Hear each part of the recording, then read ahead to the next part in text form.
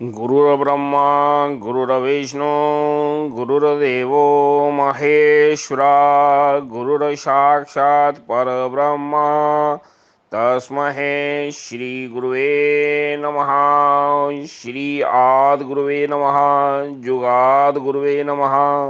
सद्गुरुवे नमः। श्री गुरुदेवे नमः। ओम श्री गुरुवे नमः। Good afternoon friends.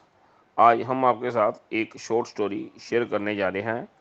को नेवर गिव घी, गायें कभी घी नहीं देती। ये एक काल्पनिक कहानी है। इसका किसी व्यक्ति विशेष के साथ संबंध नहीं है, लेकिन हर उस व्यक्ति के साथ संबंध है जो महाभाग्यवादी है और बिल्कुल कर्म नहीं करता। और ऐसे लोग जो भाग्यवादी हैं, अंध भगत हैं, इन लोगों को ये कहानी नहीं सुननी चाहिए। जो लोग कर्म में विश्वास रखते हैं वो हमें कहानी शुरू करने की आज्ञा दीजिए। एक बार गुरुजी सुसिद्धार्थों को बोलते हैं कि मेरे आश्रम का जो दीवाने आम है, बेटा आज मेरे को वहाँ पे ले जाओ। वहाँ पे काफ़ी ज़्यादा भगत नहीं, अंध भक्त आए हुए हैं। यहाँ पे जो है सुसिद्धार्थ बोलता है कि गुरुजी ये दीवाने आम दीवाने ख़ास क्या है। तो गुरुजी कहते हैं कि हमने भी फ़िल्टर लगाए हुए हैं, कलयुग का ज़माना है। दीवाने ख़ास में तुम्हारे जैसे योग्य शिष्य ही जो हैं मेरे पास आते हैं। वो गिनती के 5 और 7 हैं। दीवाने जो आम है, वहाँ पे जनता पूरी की पूरी भीड़ में आती है। ना उनको कोई समझ होती है, ना उनमें कोई कॉमन सेंस होती है। कुछ लोग पढ़े लिखे होते हैं, कुछ लोग पढ़े लिखे अनपढ़ होते हैं। उनकी वहाँ पे फौज है। तो कहता है आ बेटा आज उनकी भी बातचीत सुनते हैं और देखते हैं। सुसिद्धार्थक जो है वो अपने गुरु की आज्ञा का हमेशा पालन करते थे और कहते गुरु जी जैसे आप बोलो। और दोनों आश्रम में एक जाते हैं कक्ष में। बहुत बड़ा कक्ष होता है।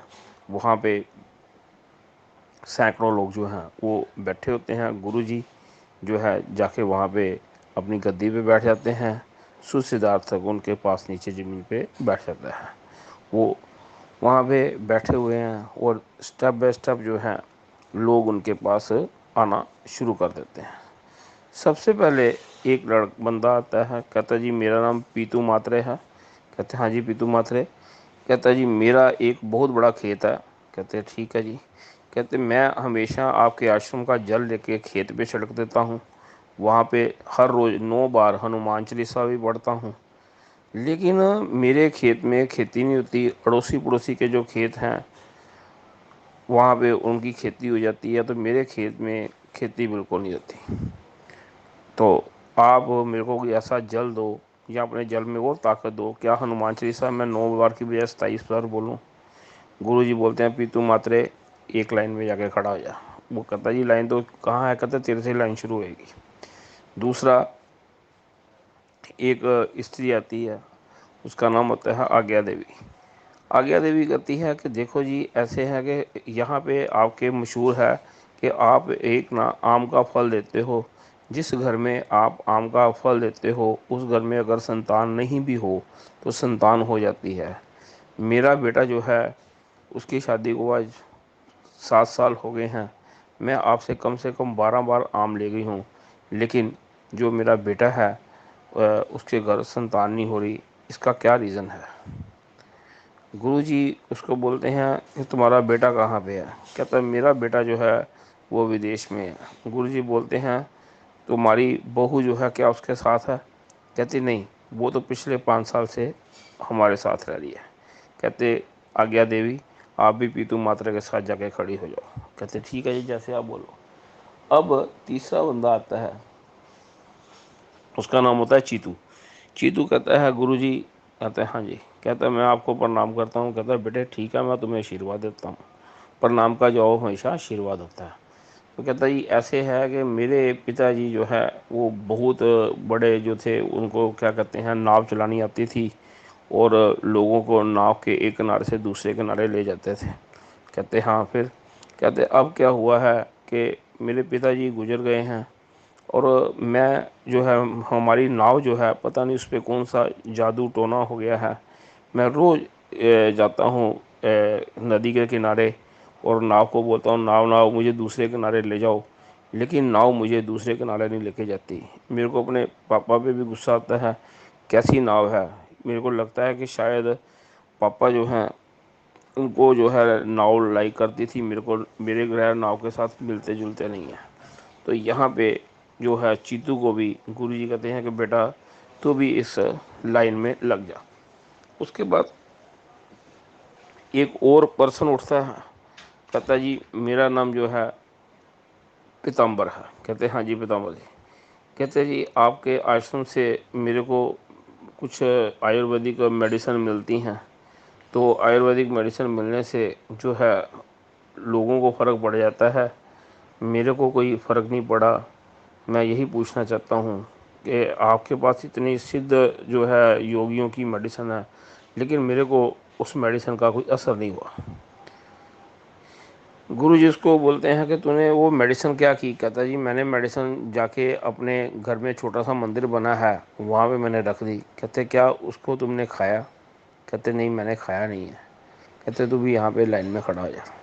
वो भी वहाँ पे जो है वो लाइन में खड़ा हो जाता है।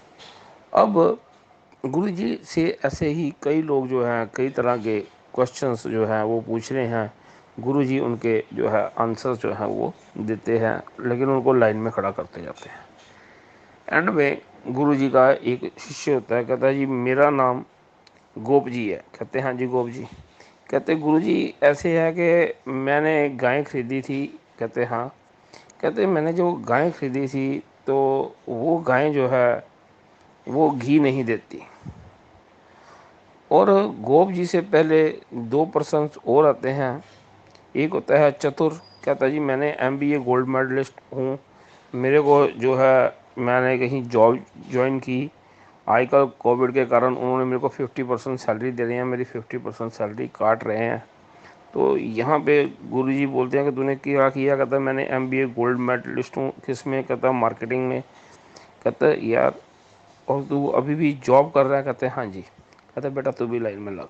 फिर एक और बंदा आता है, कहते मैंने बीआर की हुई है लेकिन मेरा कोई काम ही नहीं चलता गुरुजी। कहते क्या करता है। कहते मैं बीआर करके घर बैठा हुआ हूँ, कोई बंदा आके मेरे से कोई अपनी बिल्डिंग नहीं बनवाता। कहते बेटा तू भी लाइन पे चला जा। अब गोप जी जो हैं वो कहते हैं कि गुरुजी मेरे को ये नहीं समझ आती कि मेरी गाय घी नहीं देती। मैंने अपने बाप दादाओं से सुना था कि गाय का घी बड़ा शानदार होता है, इसका बड़ा प्रयोग होता है, ये बड़ा महंगा बिकता है, तो मैंने इसी कारण गायें खरीदी हैं, लेकिन मेरी गाय जो है वो घी नहीं दे रही। सभी हंसना शुरू कर देते हैं। सिर्फ गुरुजी नहीं हंसते, सभी हंसना शुरू कर देते हैं। वो जो लाइन में लगे हुए ज़रूरत से ज़्यादा समझदार अनपढ़ गवार दिमाग से पैदा लोग होते हैं वो हंसते हैं, लेकिन गुरुजी बिल्कुल नहीं हंसते। सुसिद्धार्थक नहीं हंसता। बाकी वहाँ पे मूर्खों का टोला होता है, वो ज़ोर ज़ोर से हंसना शुरू कर देते हैं। गुरुजी कहते हैं गोप जी पहली बात यह है कि गाय का घी बड़ा ज़बरदस्त होता है, लेकिन गाय जो है वो घी क्या वो दूध भी नहीं देती। दूध भी हमें दूहना पड़ता है, उसकी भी विधि होती है। अगर आप गाय के पास जाके बोलते हो गाय गाय मुझे दूध दे, वो दूध नहीं देगी। आपको उसका एक ढंग होता है, मेथड होता है कि गाय से दूध कैसे लेना है। गाय के दूध के बाद उसका जो है उसमें से मलाई निकलती है, फिर उसका मक्खन बनता है। मक्खन के बाद उसे गर्म करके घी बनाते हैं। ये एक विधि होती है। जिस बंदे को विधि का नहीं मालूम, और ये विधि जो है भाग्यवादी लोगों के लिए विधि का कोई मतलब नहीं है, विधि मीनिंगलेस है, क्योंकि विधि जो है वो कर्म की माँ है। जब तक हम लोग कर्म नहीं करेंगे विधि का कोई मतलब नहीं है। गुरु पीर सभी आपको विधि बताते हैं, कर्म जो है वो आपने करना है, कर्म से ही आपका खाता खुलेगा। हर एक जो है आप व्यक्ति आपको बताएगा कि ये बैंक है, वहाँ पे जाके बेटा तो अपना अकाउंट खोल ले या लोन ले ले, लेकिन आगे का काम जो है तुम्हारे कर्मों ने करना है। अब वो गुरुजी जो है स्टेप बाय स्टेप कहते हैं कि गोप जी ने जब बोला कि गाय जो है वो मेरे को घी नहीं देती, तो आप मूर्खों की तरह दांत निकाल के हंस रहे हो, लेकिन आपने अपने बारे में क्या सोचा।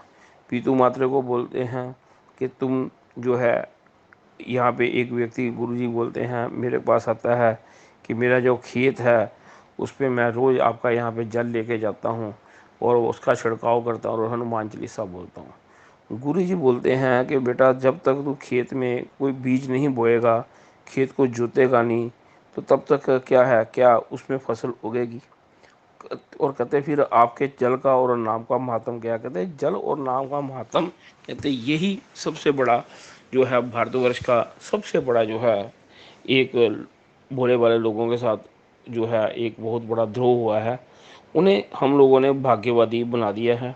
और भगवान का नाम का मतलब ही होता है कि भगवान जी की जो इस परम पिता परमेश्वर की वाहे गुरु की जो सच्ची मैंने में जो प्रेयर है, वो उसका नाम जपना नहीं है, वो कर्म करना है।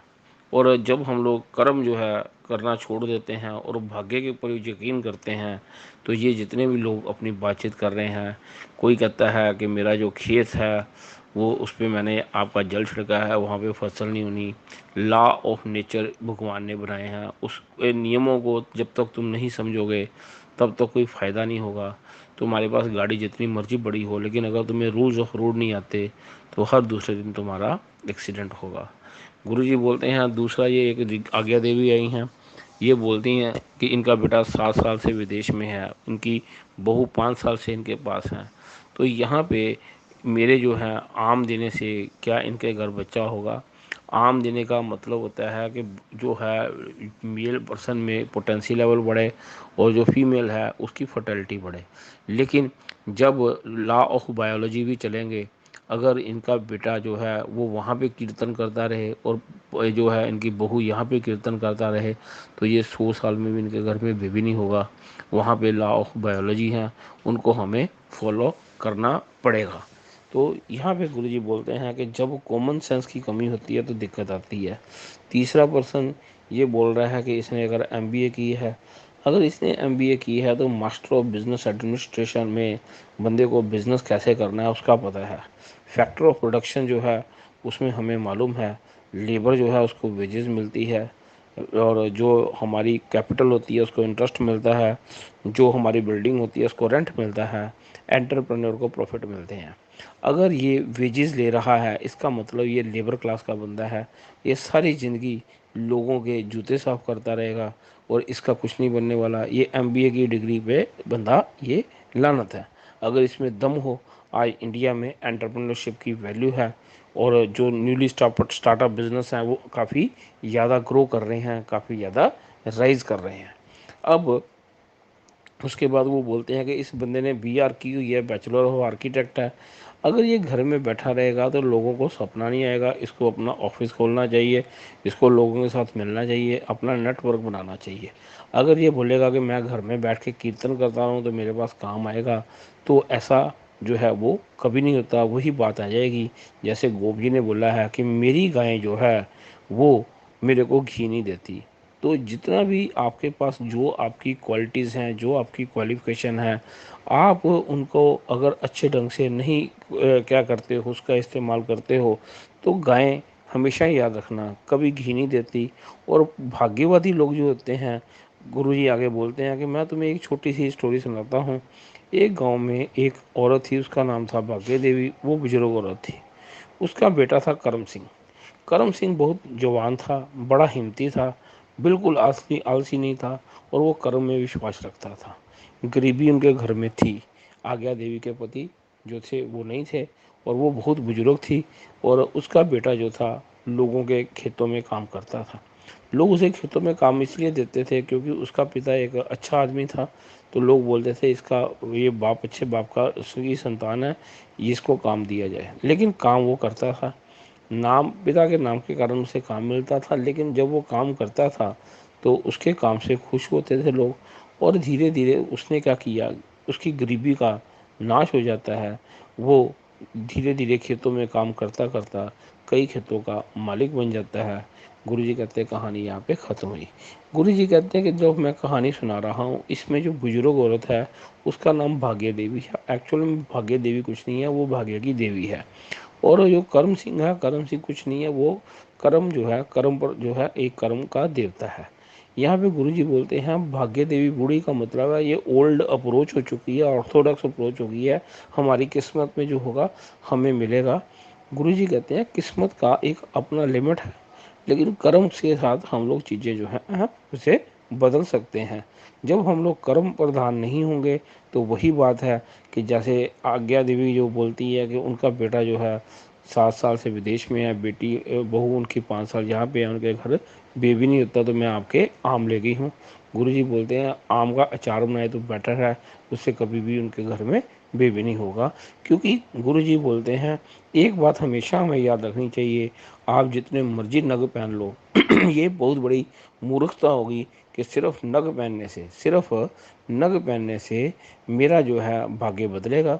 नग जो है ये एक कैटालिस्ट का रोल प्ले करते हैं, और नग में भी एक जो माफिया एड ऑन हो गया है, हर जगह पे माफिया है। तो वो क्या करते हैं, नग की पहचान होती है, गुरुजी बोलते हैं इसकी तासीर होती है गर्म और सर्द। नग जो है समझदार जो व्यक्ति होते हैं वो आपको सिर्फ 5 घंटे 7 घंटे पहनाते हैं आपकी सूक्ष्म दशा को देख के।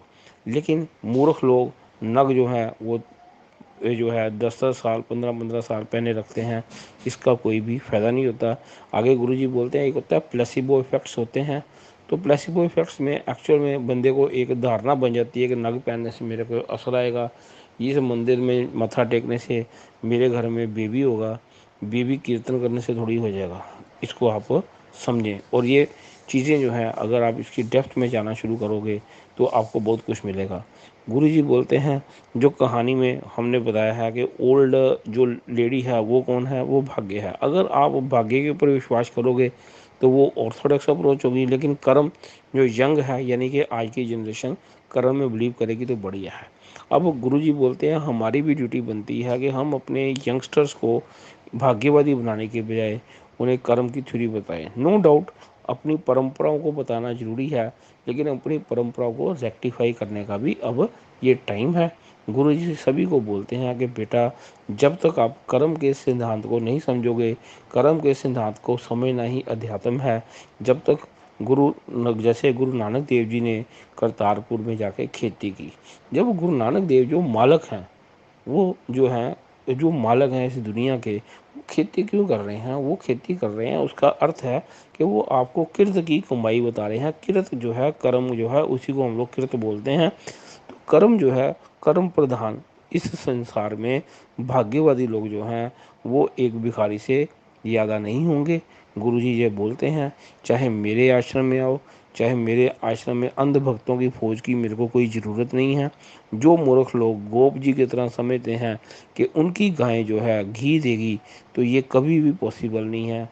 गुरु जो है बड़े जो हैं मेंटर्स हैं आपको सिर्फ विधि बता सकते हैं, लेकिन उस विधि पे चलने के लिए आपको कर्म करना पड़ेगा। गुरु जी कहते हैं कि मैं आप सभी से यही प्रार्थना करता हूँ कि आप लोग दो ही काम करेंगे, या एफर्ट्स करेंगे या एक्सक्यूजेस बनाएंगे। जो एक्सक्यूजेस बनाने वाले बंदे हैं वो लाइन में आके खड़े हो जाएंगे यहाँ पे, कोई मेरे से आम लेगा, कोई यहाँ का जल लेगा, उसका कोई एक 0% भी कोई फ़ायदा नहीं है।